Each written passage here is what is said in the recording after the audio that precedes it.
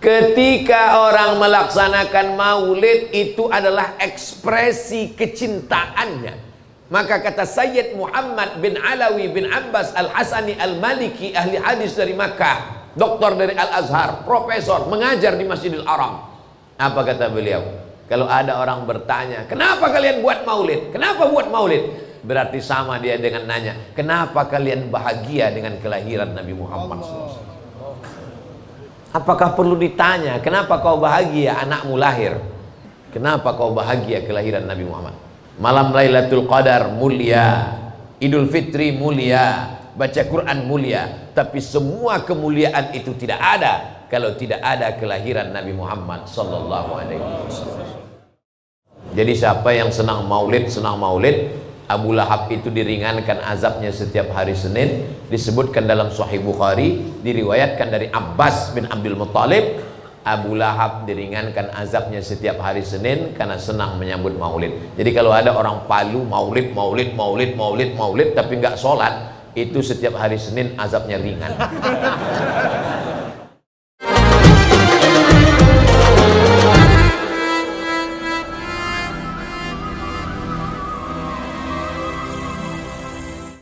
Bagaimana hukumnya menanam sesuatu di dalam tanah yang di atasnya didirikan bangunan, misalnya rumah, ruko, dengan harapan, keyakinan bangunan itu kokoh.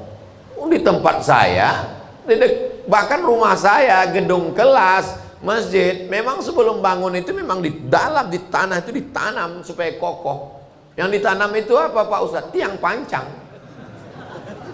Karena tanahnya tidak seperti di Palu, tanah batu. Tanah di tempat kami di Riau itu gambut.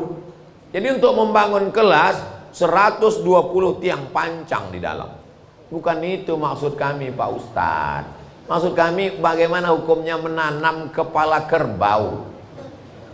Dulu di negeri kami, di bumi Melayu, Riau, orang Melayu itu kalau mau buat rumah, di bawah itu ditanam kepala kambing.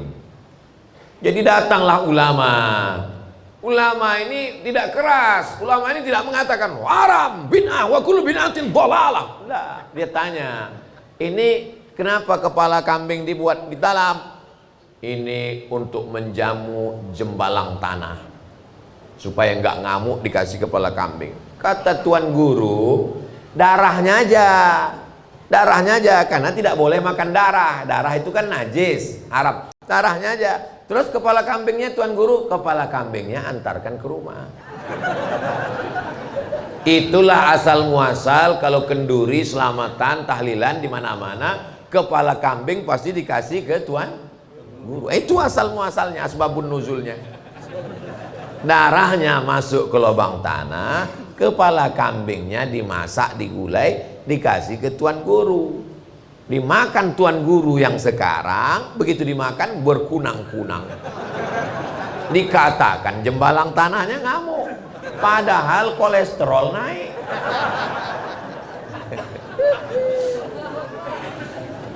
Jadi ulama itu dulu dengan kesantunannya untuk menjauhkan dari kemusyrikan.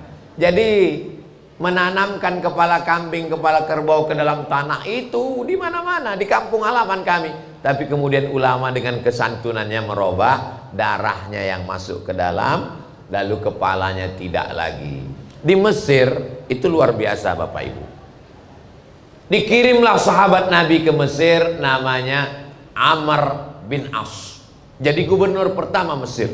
Tradisi orang Mesir bukan memasukkan kepala kerbau, menghanyutkan anak gadis ke sungai Nil. Jadi ternyata jin di Mesir itu lebih keren. Seleranya nggak kepala kambing, anak gadis guys. Anak gadis dikasih perhiasan cantik-cantik, dihanyutkan ke sungai Nil. Amr bin As marah. Kenapa kalian menghanyutkan anak gadis ke sungai Nil? Ini sungai Nil kalau tidak dihanyutkan anak gadis, nanti sungai Nil kering. Kalau kering gandum tidak tumbuh. Nanti kita akan mati kelaparan. Amr bin As kirim surat. Nomor rekeningnya BSI 720 620 0787. Cerita tentang Sungai Nil akan kita lanjutkan setelah yang satu ini. Saudaraku dimanapun berada, mari kita support pembangunan Rumah Quran Nurul Huda Palu, Sulawesi Tengah melalui nomor rekening, catat baik-baik, 720-620-0787. Kenapa banyak kosongnya? Supaya banyak mencet 0000000. Ma'akalta fa'afnaita, uang yang kau makan akan busuk. Wa malabista fa'ablaita, kau belikan pakaian akan lapu. Mata saddaqta fa'amdaita, yang kau bangunkan untuk Rumah Quran Nurul Huda, itulah yang akan menjadi kekal untuk hari esok. Kita lanjutkan. Dikirimlah surat untuk Khalifah Umar bin Khattab. Wahai Umar bin Khattab, orang Mesir menghanyutkan anak gadis supaya air Sungai Nil naik, tolong berikan solusi. Umar bin Khattab buat surat kecil, balas, masukkan ke dalam amplop, tulis surat besar, hanyutkan sungai, air surat ini ke dalam Sungai Nil. Amr bin As, gubernur Mesir, penasaran, apa isi amplop ini? Dibukanya, dilihatnya isinya. Min Abdillah, dari hamba Allah, Umar bin Khattab, ila nahrin Nil, untuk Sungai Nil. In kunta tajri min qibalillah fajri, kalau kau mengalir karena Allah, mengalirlah. Wa in kunta tajri min qibalis syaitan fala tajri, wa in kunta tajri min qibali nafsika fala tajri, kalau kau mengalir karena dirimu, tak usah kau mengalir sampai hari kiamat. Digulungnya lagi, dimasukkannya ke Sungai Nil. Besoknya air Sungai Nil naik 16 farsah, 8 meter naik ke atas, dan menghanyutkan anak gadis. Hilang sejak zaman itu, tidak ada lagi, karena jin-jin Sungai Nil takut kepada Umar bin Khattab. Allahu Akbar.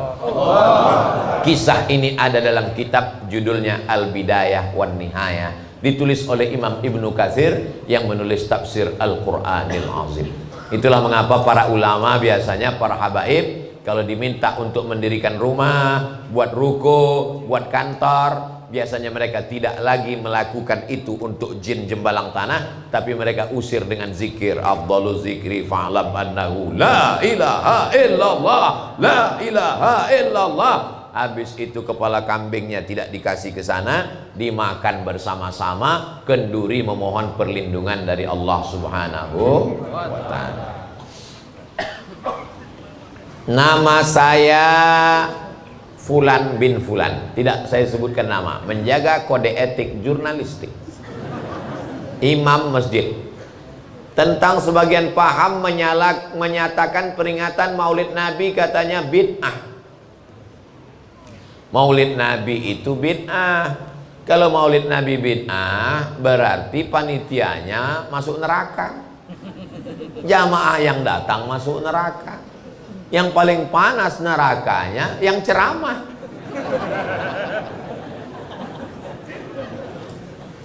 Maka dijawab oleh Imam Jalaluddin Abdurrahman As-Suyuti, nama kitabnya Al-Hawi Lil Fatawi. Imam Suyuti meninggal tahun 911 Hijrah. Mudah ngingatnya, 911, emergensi. Pertama, ayat a'udzubillahi minasyaitonirrajim, wa dzakkirhum bi ayyamillah. Ahli tafsir mengatakan, ingatkanlah mereka dengan nikmat Allah. Ingatlah umur kita, ingatlah harta kita, ingatlah anak kita. Itu nikmat Allah. Tapi di antara semua nikmat yang terbesar adalah nikmat lahirnya Nabi Muhammad sallallahu alaihi wasallam. Jadi kalau ada orang buat maulid, itu artinya mengingatkan tentang nikmat yang terbesar. Karena kita tidak pakai Muharram, Safar, Rabiul Awal, kita pakai Januari, Februari, Maret, April, Mei. Abdul Somad lahirnya bulan Mei. Maybe yes, maybe no. Kalau nggak dibuat di maulid, anak kita nggak tahu. Kami lagi tidur-tiduran di Mesir, di masjid tidur-tiduran. Tiba-tiba datang orang Mesir. Halawa, halawa, halawa, halawa, halawa. Haram alaik ya Syekh. Apa ente jual manisan dalam masjid? Senyum dia. Allahumma sholli ala sayyidina Muhammad. Allahumma sholli. Saya tidak jual manisan. Ini hari ini mau Nabi lahir. Dagangan saya kasih makan-makan. Begitu cara dia mengenalkan Nabi. Jadi maulid itu sederhana. Pas hari kelahiran Nabi, belikan manisan-manisan, bagikan ke anak-anak. Allahumma sholli ala sayyidina Muhammad. Allahumma sholli ala sayyidina Muhammad. Ada apa Om? Ini hari kelahiran Sayyidina Muhammad sallallahu alaihi wasallam. Tiba-tiba ada yang ngetuk pintu rumah kami waktu kami ngontrak di Mesir, dekat dengan rumah Ustadz Munib, dengan dekat rumah Ustadz Lutfi Godal. Assalamualaikum. Assalamualaikum. Kami intip dari pintu. Wah, Sohibul Bait datang. Berarti kita rumah belum bayar. Gawat kita ini. Buka pintu, dia datang bawa nasi kuning dengan ayam. Fie, ada apa? Ghalat, ini salah kasih nih. Ada min Said, tuan rumah kami namanya Said. Said ngasih makan. Ya ada apa Said tiba-tiba ngasih makanan? Allahumma sholli ala sayyidina Muhammad, Maulidur Rasul. Ternyata maulid itu bukan tabligh akbar rame-rame di masjid. Setiap rumah maulid. Undang Habib datang rumah, baca burda, Maulaya salli wa sallim daiman abada ala habibika khairil khalqi kullihim. Makanya kata Imam Jalaluddin Asyuti, maulid itu isinya 5. Yang pertama baca Quran, yang kedua baca sejarah Nabi, yang ketiga baca doa, yang keempat silaturahim, yang kelima ada makanan. Makanya nanti kabarnya habis ini ada acara sarapan pagi bersama di rumah masing-masing. Jemaah yang dimuliakan Allah. Hah? Kata Ustaz Munib, maujud kata. Supaya orang paham apa itu maulid.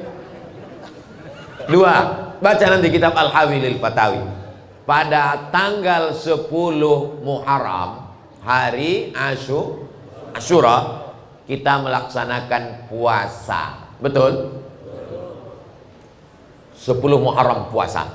Kenapa kita melaksanakan puasa di tanggal 10 Muharram? Karena bersyukur kepada Allah. Allah sudah menyelamatkan Nabi Musa dan menenggelamkan Fir'aun pada tanggal 10 Muharram. Pertanyaannya, Allah menyelamatkan Nabi Musa itu sudah lama kan? 3000 tahun yang lalu. Kenapa kita di Muharram itu tetap puasa tiap tahun? Kata Imam Suyuti, itu dalil boleh mensyukuri nikmat itu berulang-ulang setiap tahun, walaupun momennya sudah lewat. Dan syukur kita di bulan Maulid adalah dengan tabligh akbar, bersedekah, bersyukur atas kelahiran Sayyidina wa Maulana Muhammad sallallahu alaihi wasallam. Pendalilan 10 Muharram itu diambil Imam Suyuti dari siapa? Dari Al-Hafiz Ibnu Hajar Al-Asqalani. 2 Al-Hafiz, Al-Hafiz Ibnu Hajar Al-Asqalani, Al-Hafiz Jalaluddin Abdurrahman As-Suyuti melaksanakan maulid dan membolehkan maulid. Al-Hafiz hafal 300.000 hadis buat maulid. Tiba-tiba ada ustadz hafal 3 hadis kalau laptopnya hidup. Kalau laptopnya mati hadisnya hilang, mengatakan bid'ah. Saya lebih mau ikut Al-Hafiz Jalaluddin Abdurrahman As-Suyuti dan Al-Hafiz Ibnu Hajar Al-Asqalani. Kalau bapak mau ikut ustadz yang hafal 3 hadis laptopnya hidup, terserah. Saya hanya menjelaskan dalilnya. Manhajuna manhajul bayan. Metode kami hanya menjelaskan dalil. Yang mau ikut alhamdulillah, yang nggak mau ikut ya terserah. Berikutnya, ketika orang melaksanakan maulid itu adalah ekspresi kecintaannya. Maka kata Sayyid Muhammad bin Alawi bin Abbas Al-Hasani Al-Maliki, ahli hadis dari Makkah, doktor dari Al-Azhar, profesor, mengajar di Masjidil Haram. Apa kata beliau? Kalau ada orang bertanya, kenapa kalian buat maulid? Kenapa buat maulid? Berarti sama dia dengan nanya, kenapa kalian bahagia dengan kelahiran Nabi Muhammad SAW? Apakah perlu ditanya, kenapa kau bahagia anakmu lahir? Kenapa kau bahagia kelahiran Nabi Muhammad? Malam Lailatul Qadar mulia, Idul Fitri mulia, baca Quran mulia, tapi semua kemuliaan itu tidak ada kalau tidak ada kelahiran Nabi Muhammad sallallahu alaihi wasallam. Al-Hafiz Al-Maqdisi, ahli hadis, bersyair, idza 6 bait. Idza kana hadza kafiran jaa dhammuhu tabbat yadahu fil jahimi mukhlida ata annahu fi kulli yaumil itsnaini abada yukhaffaf anhu al-'adzabu masruran bi ahmada fa kaifa billadzi tula umrihi bi ahmada masruran wa mata muwahhida. Kalau Abu Lahab saja yang dijamin masuk neraka, ringan azabnya setiap hari Senin karena senang menyambut kelahiran Nabi Muhammad, memerdekakan budaknya Suwaibah, apalagi orang yang beriman seumur hidupnya bertauhid dan senang menyambut kelahiran Muhammad sallallahu alaihi wasallam. Jadi siapa yang senang maulid, Abu Lahab itu diringankan azabnya setiap hari Senin. Disebutkan dalam Sahih Bukhari, diriwayatkan dari Abbas bin Abdul Muttalib, Abu Lahab diringankan azabnya setiap hari Senin karena senang menyambut maulid. Jadi kalau ada orang Palu maulid tapi nggak sholat, itu setiap hari Senin azabnya ringan. Dia satu sel dengan Abu Lahab. Kalau ada orang yang nggak senang maulid, lebih parah daripada Abu Lahab. Sejak kecil saya ditinggal ibu saya, sebab orang tua saya berpisah. Ayah saya tidak menafkahi kami hingga saya dewasa. Ayah saya mempunyai hutang piutang yang uangnya murni dia gunakan sendiri. Apakah saya memiliki kewajiban melunasi hutang tersebut? Dan saya juga bercita-cita menikah Ustadz, tapi beliau tak meridhoi.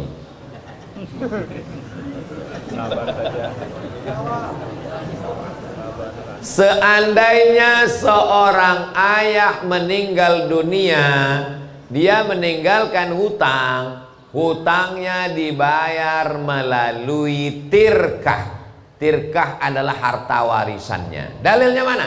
Mim ba'di wasiyatin yusi biha audain. Harta warisan tidak boleh dibagi sebelum diambil wasiat sepertiga dan dibayarkan hutang. Keluarkan wasiat sepertiga, dibayarkan hutang, baru boleh dibagi. Jadi orang meninggal itu hutangnya dibayarkan melalui tirkah, melalui harta warisan. Adapun anak, apakah wajib seorang anak membayarkan hutang orang tuanya dari uangnya pribadi? Tidak wajib. Tapi kalau dia mau berbakti, maka dia bayarkan. Engkau mau berbakti kepada ayahmu, bayarkanlah. Kalau kau tak mau membayarkan, tidak apa-apa, karena engkau tidak wajib menurut hukum Islam. Harta wajib dibayarkan dari harta ahli waris yang ditinggalkan. Jelas? Tapi saya tidak menyuruhmu untuk durhaka kepada orang tua. Walaupun orang tuamu tak memberimu makan dan dia tidak memberimu nafkah, sekarang setelah kau remaja dewasa mau nikah, lalu kau bayarkan, kau anak yang luar biasa, Allah akan membukakan pintu rezekimu dan anakmu akan menjadi anak yang berbakti kepadamu. Adapun orang tuamu yang tak baik, khudh ma safa da'ma kadar, ambil yang jernih, buang yang keruh, toh dia sudah meninggal dunia. Maka orang yang meninggal dunia itu, kata Nabi SAW, uzkuru mahasina mautakum. Orang yang sudah meninggal sebut yang baik-baiknya saja. Jelas? Saya nanya, hukum orang yang meninggalkan sholat karena sakit. Karena kemarin saya meninggalkan sholat untuk menjaga ibu saya yang sakit. Orang yang tidak bisa sholat berdiri, maka dia sholat duduk. Allahu Akbar. Rukuknya agak rendah, sujudnya lebih rendah. Kalau dia tidak bisa duduk, kepalanya ke utara, kakinya ke selatan, kepalanya menghadap kiblat, miring. Miringkan tempat tidurnya. Kalau nggak bisa miring, Karena tulangnya retak, dia telentang. Rukuk sujudnya pakai kedipan mata. Allahu Akbar. Allah. Sami Allah. Kalau dia tidak bisa juga, kita sholatkan. Namanya sholat jenazah. La kafarata laha illa dzalik. Kalau air kencingnya netes terus, dimandikan, dicucikan, dibersihkan, pakaikan pampers setelah masuk waktu. Sebelum masuk waktu tak boleh. Setelah azan, pakaikan pampers, wudhu kan, tak bisa wudhu, tayamum kan, lalu kemudian sholat jamak, tidak pakai qashar. Zuhur 4, asar 4, nanti maghrib 3, isya 4. Jadi sholat dia 3 waktu, subuh, zuhur, tarik asar, maghrib, tarik isya. Tidak ada yang menggugurkan sholat. La kafarata laha illa dzalik. Mudah-mudahan anak-anak sabar mengurus orang tuanya. Amin. Tak sabar kau mengurus orang tuamu. Berapa lama sudah kau urus orang tuamu ini? Sudah 3 bulan Pak Ustadz, saya lelah. Seandainya dulu dia berkata seperti yang sama, kau sudah mati sekarang. Seandainya dulu orang tuamu berkata, aku lelah ngurus kau nak, kau uruslah dirimu. Udah, kita ini udah mati semua. 5 tahun, 10 tahun dia ngurus kita. Kita memandikan dia cuma 3 kali, dia memandikan kita 10 kali. Merawat. Kalau orang tuamu masih ada, berarti Allah sedang meletakkan sesuatu yang mulia pada dirimu. Tiket surga. Ridallahu fi ridal walidain. Ridha Allah terletak pada ridha orang tua.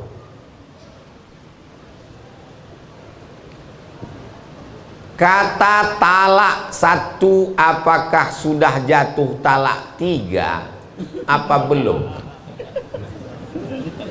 Talak 3 bisa jatuh dalam 3 majelis. Di dapur, ku talak kau. Di ruang tamu, ku talak kamu. Di ruang depan, 3. Atau di 1 majelis, ku talak engkau sebanyak bintang di langit. Jatuh dia 3.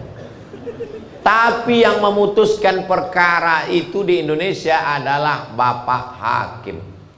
Maka mesti dilaporkan ke hakim, nanti hakim bersidang dan hakim memutuskan berdasarkan hakim ketua dan hakim anggota memutuskan talak ini adalah 1 atau 2 atau 3. Ustadz tidak berhak. Maka tanyalah kepada bapak hakim di PA Pengadilan Agama Kota Palu. Karena kalau ditanya ustadz nanti bingung sendiri. Tanya ustadz ini mengatakan kelihatannya jatuh 3. Tanya ini jatuh, bingung saya Pak Ustadz. Itu kan hakim yang memutuskan. Apa hukum anak di luar nikah? Apakah anak yang lahir pertama dan kedua itu bukan anak saya Pak Ustadz? Dalam mazhab Syafi'i, Masya Allah, jazakumullah, jazakumullah. Ternyata di Masjid Nurul Huda itu kalau udah habis waktu dia mati sendiri. Itu tadi udah habis. Ini waktu baru. Luar biasa. Bisa mic itu di setel otomatis. Luar biasa. Jadi sebetulnya ini waktu tambahan. Nah, sampai mana tadi ceritanya? Dalam mazhab Syafi'i, perempuan yang hamil nikahnya sah. Makanya tidak pernah Pak Kua nanya sudah berapa bulan. Yang nanya sudah berapa bulan itu dokter.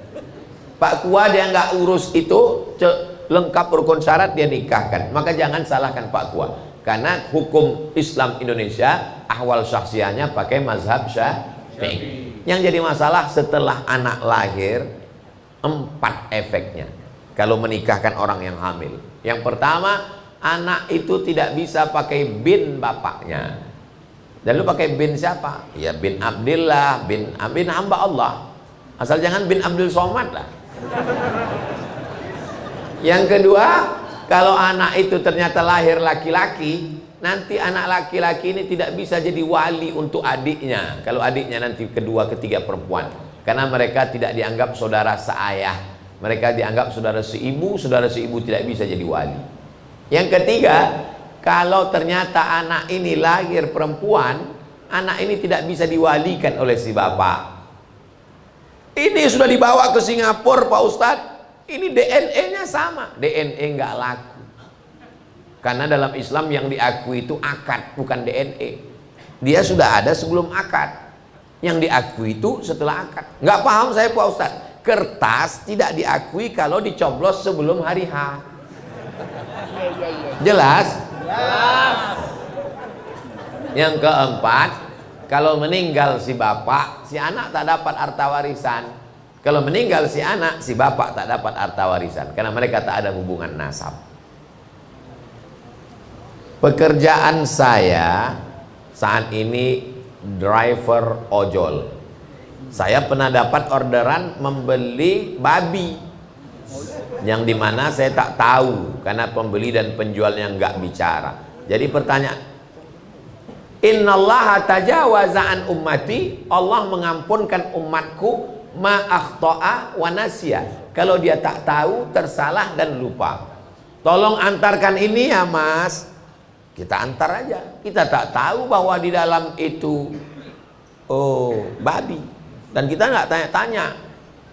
Pak, kalau boleh tanya, ini babi atau anjing ya? Tahu kita, dia kasih bungkus plastik, kita bawa aja. Karena tugas kita. Tapi kalau kita udah tahu pasti, maka jangan kita pilih-pilih, karena harta ini yang kita cari barokahnya. Anak kita ajarkan makan Allahumma barik lana. Innallaha naha an samanil kalbi wa mahril baghi wa hulwanil kahin. Allah melarang samanil kalbi, hasil anjing, wa mahril baghi, hasil prostitusi, wa hulwanil kahin, hasil perdukunan. Tapi dalam hadis itu anjing Pak Ustaz, anjing aja nggak boleh, apalagi babi.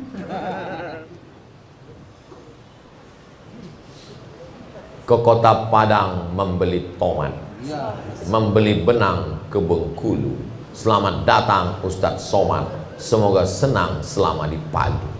Masya Allah, so sweet. Hah? Mesti dibalas. Kalau tuan ke Bengkulu, jangan lupa membeli tomat. Ustadz senang di negeri Palu karena negerinya negeri keramat. Itu aja dibalik-balik. Saya mau nanya Ustadz, apa hukumnya pergi umroh melalui pembiayaan? Bahasa simpelnya umroh ngutang. Apa boleh kita pergi umroh itu ngutang melalui uang pinjaman? Jadi gini, saya mau akikah anak. Saya mau akikah anak, harga kambing 2,5 juta. Uang nggak ada. Lalu saya ngomong ke Ustadz Lutfi, Ustadz Lutfi, kita kan dulu dekat rumah di Mesir. Begitulah mukaddimahnya biasanya gitu. Boleh tak saya pinjam Ustadz 2,5 juta? Saya mau akikah anak. Nanti insya Allah kelapa saya panen bulan depan. Maka kata ulama fikih, utang itu terbagi dua. Yang pertama, mayurja ada uhu. Kalau ada yang diharapkan pembayarnya, boleh. Nanti kalau kelapa ku panen bulan depan, ku bayarkan 2,5 juta, boleh. Yang nggak boleh itu gini, Ustadz Lutfi, boleh aku minjam 2,5 juta untuk akikah? Pembayarnya Ustadz, ku serahkan pada Allah Subhanahu wa Ta'ala. Tak boleh. Misalnya bapak pegawai, atau punya speedboat cari ikan, atau punya angkutan, nanti dibayar sekian tahun lunas, boleh. Dan fatwa Majelis Ulama Indonesia membolehkan pembiayaan umroh melalui bank syariah. Ada fatwanya, coba cari di Google, fatwa pembiayaan umroh Dewan Syariah Nasional. Bagi yang mau, yang nggak mau nggak apa-apa. Karena umroh dan haji manis tato'a ilaihi sabila, bagi yang mampu. Jangan berangkat hanya karena ikut-ikutan tetangga. Ibadah ini kalau mau, kalau tidak mau tidak apa-apa. Apa hukumnya mengangkat imam masjid yang bacaannya kurang baik? Dan orangnya ustadz apa gini, nasihat apa hukumnya imam dan nasihatnya ustadz agar takmir masjid yang jarang ke masjid untuk bisa berjamaah ke masjid. Jadi imam ini mesti ada fit dan proper test. Majelis Ulama Indonesia, Al Khairat, Muhammadiyah, Nahdlatul Ulama difasilitasi untuk mengadakan fit and proper test. Diangkatlah imam-imam membaca Al-Fatihah. Saya nggak malu mendengarkan bacaan Al-Fatihah sampai hari ini. Kalau ketemu dengan syekh, saya takut bacaan saya itu tak betul karena perubahan maaf gigi. Karena kita ini walaupun bacaan betul, kalau copot dia 1, 2, 3 berubah makharijul huruf, maka lebih bagus imam tetap maju. Termasuk subuh ini imam tetap maju. Pesan saya di mana-mana, imam yang sudah ada tuh maju, yang bacaannya betul. La solata, tidak sah solat liman lam yaqra bi fatihatil kitab, kalau bacaan fatihahnya tak benar. Jadi yang sudah terjadi apa boleh buat, yang akan datang kita perbaiki insyaallah. Amin. Adapun pengurus masjid, maka sedangkan kita pengurus saja tidak ke masjid, apalagi orang yang tidak. Maka tentang masalah masjid ini tak ada tawar menawar. Tidak dilihat pengurus atau tidak pengurus, pejabat atau tidak pejabat, ustadz atau tidak ustadz. Laki-laki yang soleh sholatnya di masjid, laki-laki yang sholat di rumah, laki-laki solehah.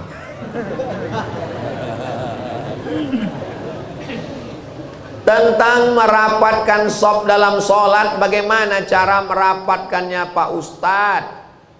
Mangkibun bimangkibin, bahu rapat dengan bahu. Qadamun biqadamin, kaki rapat dengan kaki.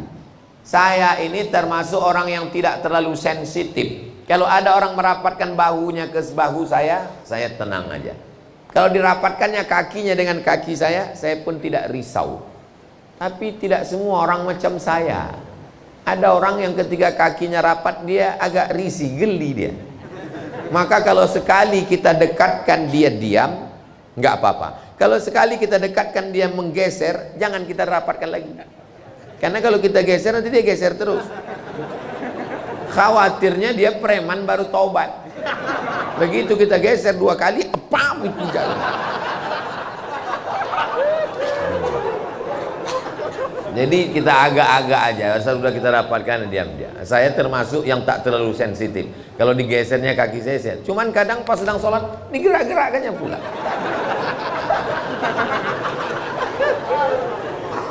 Bagaimana dengan orang yang menempelkan kakinya? Ada dalilnya, yulziku, menempelkan. Tapi bukan Nabi menyuruh. Nabi nggak ada nyuruh. Sahabat itu wakana ahaduna yulziku. Salah seorang di antara kami menempelkan. Artinya dia nyaman. Kalau tak nyaman, buat agak-agak dekat saja. Nah, ini tentang masalah lurus. Imam tidak mengangkat takbiratul ihram sebelum lurus. Biasanya dia tengok ke belakang. Sawus sufuf fa inna taswiyatus shaf min tamamis shalah. Luruskan. Itu belum penuh, Pak. Luruskan, Pak. Ini kaki rapat. Nah, baru. Allahu akbar. Jadi waktu dulu jadi mahasiswa, imam ini kebetulan dari mahasiswa Libya. Nah, dia kalau jadi imam dia orangnya selektif, dia jalan ke belakang, menengok kaki. Anak Afrika ini nggak sabar, begitu imam dia tengok kosong, maju dia ke depan. Allahu Akbar. Nah itu imam kena kudeta. Jadi nggak perlu terlalu gitu, cukup bertanya luruskan saf.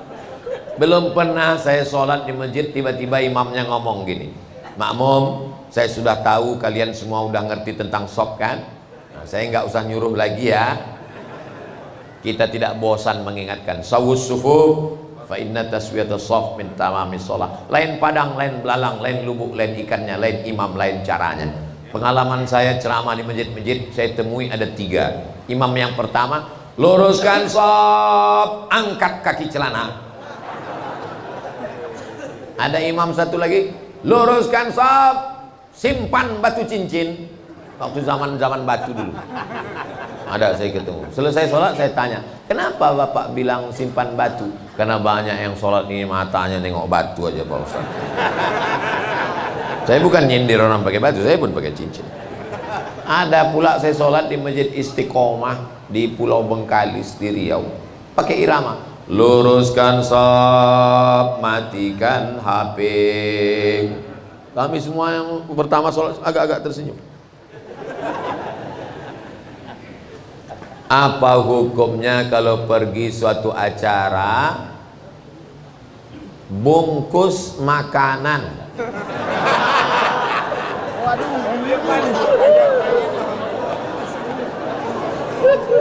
Saya pergi acara, lalu kemudian dibungkuskan tuan rumah makanan halal. Yang tak boleh itu saya bawa plastik masuk ke dalam. Tapi kalau sudah tradisi di kampung itu dan sahibul baitnya paham, sama-sama tahu, juga tak jadi masalah. Tapi kalau di situ tidak lazim, tak biasa, menyalahi adat, maka tidak izin dia. Makanan yang tidak izin itu bisa jatuh kepada haram. Dan ada orang yang sangat warok menjaga tentang makanan ini. Saya pernah datang tamu, sampai salam dia nggak makan. Saya sangka dia puasa. Pas saya tanya, bapak kok nggak makan? Ustadz nggak ada nyuruh. Sejak itulah kalau datang tamu ke rumah saya tuangkan tehnya, saya kasihkan. Kuenya saya bukakan, saya kasihkan. Nanya pula tamu nih, kenapa Ustadz begini? Karena ada tamu tak saya suruh sampai pulang dia tak makan. Itulah saya kasih. Saya pernah ke Turki, mampir ke satu majelis tarekat Naqsabandiyah, nasinya disuapkan, jeruknya dikupaskan. Begitulah mereka melayani orang Turki, luar biasa. Muliakan tamu. La yu'minu ahadukum, kamu tidak beriman. Man kana yu'minu billahi wal yawmil akhir falyukrim dhaifah. Dan saya selama di Palu nih, Masya Allah, orang Palu memuliakan tamu luar biasa. Mudah-mudahan Allah membalas kebaikan-kebaikan. Apa hukumnya kredit rumah? Silakan buka handphonenya. Sudah? Buka google.com, www.google.com. Sudah? Tulis di Google itu SOMAD, nyambung tidak pakai spasi, SMOMAD, somat, MOROCCO, Moroko, somat Moroko, spasi kredit. Sudah? Setelah dapat kredit, buka. Setelah buka, share ke grup-grup. Udah, kita share ya. Saya kirim ke Ustadz Munib. Nanti Ustadz Munib kirim ke jamaah. Kenapa hilang Ustadz Munib nih? Oh, ada. Ustadz Munib. Saya kirim Ustadz Munib Palu Mesir. Enter. Udah terkirim ke Ustadz Munib. Sekarang kita buka. Apa isinya di situ? Kita baca. Inilah enaknya kalau punya Ustadz yang punya blog. Oke, kita baca. Jual beli kredit boleh jika waktu dan tambahannya diketahui. Nanti kau bayar sampai tanggal 1 Januari 2023, bayarnya 100 juta. Meskipun harga kredit lebih mahal daripada harga kontan. Jelas? Karena penjual dan pembeli sama-sama dapat manfaat. Penjual dapat manfaat tambahan harga, pembeli dapat manfaat tambahan waktu. Jelas? Dalilnya dalam Sahih Bukhari dan Muslim, sahabat membeli Barirah. Barirah itu budak hamba sahaya, dijual dengan harga kredit 9 tahun, 1 tahunnya dibayar 40 dirham. Tapi syaratnya tidak ada orang ketiga. Saya beli sepeda motor Ustadz Munib, saya beli secara kredit langsung. Ustadz Munib punya barang, saya punya uang. Lalu kenapa yang kredit-kredit sekarang ini banyak haram? Karena ada orang ketiga di antara kita. Siapa orang ketiga itu? Finance. Finance, penyedia uang. Jadi sesungguhnya kita bukan beli rumah, tapi kita pinjam uang, bayar dengan uang. Uang dengan barang tidak riba. Uang dengan uang riba. Pinjam uang 100, bayar 120, riba. Jelas? Apakah sistem kredit syariah yang dilakukan oleh bank atau keuangan syariah itu murni syariah? Ini bank syariah. Bank syariah biasanya di kanan ya. Ini bank syariah, ini bank konvensional. Orang nggak ngerti karena dia nggak tahu detailnya. Dia cuma tahu pinjam bayar lebih, berarti riba. Kalau saya ke bank syariah, assalamualaikum Bapak bank syariah, selamat pagi. Saya mau pinjam uang Pak, berapa? 100 juta. Kasih 100, bayar 120, riba. Kalau bank syariah, tak gitu. Assalamualaikum bank syariah, waalaikumsalam. Saya mau pinjam uang Pak, nggak boleh pinjam uang karena riba. Kalau boleh kami tahu, untuk beli apa ya Pak? Saya mau beli motor, saya mau beli mobil. Mau pinjam berapa? Mau pinjam 200. Bank syariah membeli mobil. Bank syariah membeli mobil. Sekarang mobilnya menjadi milik bank syariah. Lalu bank syariah menjual mobil itu ke saya dengan cara cicil. Maka akadnya uang dengan bank. Jelas bedanya? Yang tadi uang dengan yang ini uang dengan bank. Banyak kita tak memahami akad itu karena sama aja Pak Ustadz, malah bank syariah lebih besar, sekejam-kejamnya ibu tiri lebih kejam bank syariah. Ya nggak ngerti detailnya. Yang menjadi Dewan Syariah BSI itu kakak kelas kami di Mesir, namanya Dr. Oni Sahroni, S1, S2, S3 Al-Azhar, fikih, usul fikih, ekonomi syariah. Jadi godok. Yang jadi masalah orang kita sekarang, kalau mobilnya rusak dia bawa ke bengkel, AC-nya dia rusak dia bawa ke servis AC. Tapi kalau dia nggak ngerti agama, dia betulin sendiri. Ini yang jadi masalah. Sama pilot pesawat dia percaya. Nggak kenal dia sama pilot tuh, nyenyak dia naik pesawat. Tapi sama ustadz dia nggak percaya. Dia manusia, saya manusia. Memang betul, tapi dia belajar bertahun-tahun ngapal Quran di pondok.